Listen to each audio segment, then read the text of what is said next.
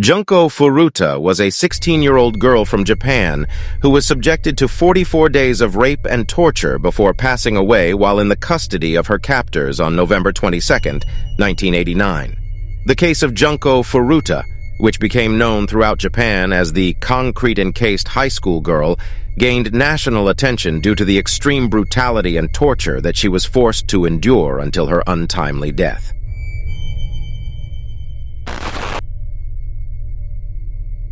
Junko Furuta was a student at a high school in Misato, Saitama Prefecture, Japan. She was an attractive and outgoing teenager who received a lot of attention, which some individuals became envious of. Despite this, Junko did not engage in smoking, drinking alcohol, or using drugs, which was viewed as uncool by more delinquent peers. Among them was Hiroshi Miyano, who had feelings for Junko but was not interested in starting a relationship with her. Miyano was known as a school bully and associated with the Yakuza's younger generation, causing fear among his peers.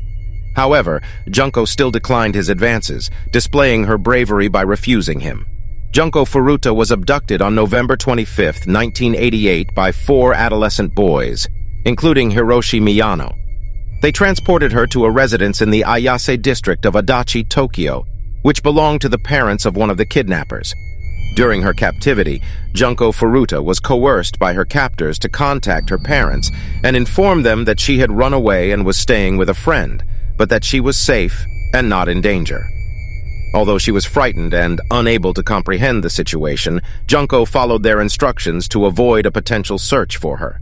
The parents of Nobuharu Minato, whose house served as the location of Junko's captivity, visited their son on several occasions. Despite realizing that Junko was being held against her will and under the threat of increased violence, she was forced to pretend that she was one of the boys' girlfriends. However, even when the parents were aware of her situation, they did not take any action due to fear of retaliation from Hiroshi Miyano, who was linked to the Yakuza.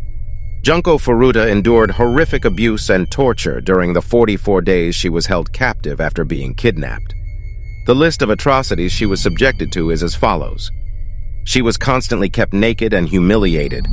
She was raped every day, both vaginally and anally, by over 100 men. The captor with Yakuza connections even invited other Yakuza members to join in. It is estimated that she was raped around 500 times in total. At one point, she was raped by 12 different men in a single day. She suffered physical beatings, including being hit with golf clubs and having her face smashed against the cement floor. The men who raped her reportedly enjoyed urinating on her. To turn on her rapists and their guests, she was frequently forced to masturbate in front of them. Various objects, such as a bottle, iron bar, scissors, roasting needles, and grilled chicken skewers, were forcibly inserted into her vagina and anus. Junko Furuta's suffering continued even as she was only a quarter of the way through her 44-day ordeal. Due to repeated beatings, she could not breathe through her nose as blood had accumulated in her nasal cavities. Her internal organs, traumatized and in shock, could not take in food or water, and when she attempted to drink, she vomited immediately, which caused her captors to punish her further with more beatings for staining the carpet. Junko tried to call the police when her captors were resting, but she was caught and punished by having her feet set on fire with burning lighter fluid. Large bottles that were inserted into her anus caused internal injuries and severe bleeding. After 20 days of her ordeal, she suffered severe leg burns and badly bruised muscles, which left her unable to walk. Her hands were no longer functional as her fingers had been smashed with weights and her nails cracked. She was forced to sleep on a balcony, exposed to cold temperatures during winter. Junko Furuta, who endured endless torture, physical abuse, and sexual assault for 44 days, pleaded with her captors to end her life multiple times. However, they refused to grant her request. On January 4, 1989, they played a game of mahjong solitaire with her, which she won. This angered them, and they retaliated by beating her with an iron barbell and setting her legs, arms, face, and stomach on fire with lighter fluid. Due to the severe beatings, malnourishment, and dehydration, Junko Furuta went into shock and passed away the next day. After killing her, the murderers placed Junko Furuta's body in a 55-gallon drum filled with concrete and disposed of it in Koto, Tokyo.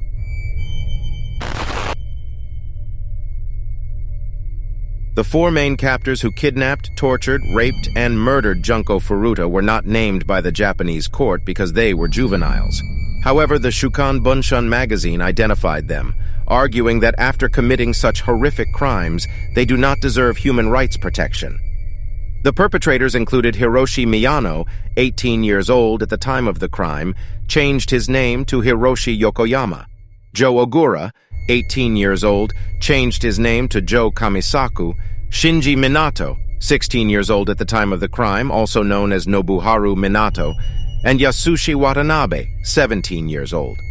While all four were caught and tried, they were tried as juveniles and their identities were withheld by the court. Despite being sentenced as adults, their punishments were relatively low, and they have all been released from jail by now.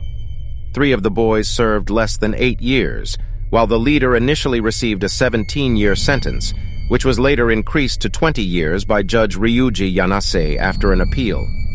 The same judge also increased the punishment for 2 other boys who appealed, while the sentence of the remaining perpetrator stayed the same.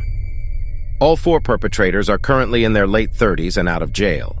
After serving his sentence, Joe Kamisaku was released in August 1999, but was arrested again in July 2004 for assaulting a man whom he suspected of trying to steal his girlfriend.